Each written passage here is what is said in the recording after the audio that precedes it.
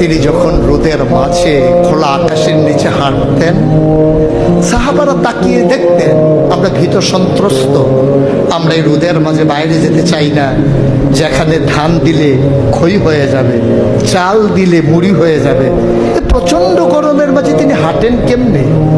অবাক বিশ্বে উপরের দিকে তাকিয়ে দেখতেন নবী হেঁটে যায়, আর নবীর মাথার উপরে একটা মেঘের টুকরা ছায়া হয়ে হয়ে পাশে পাশে যায়।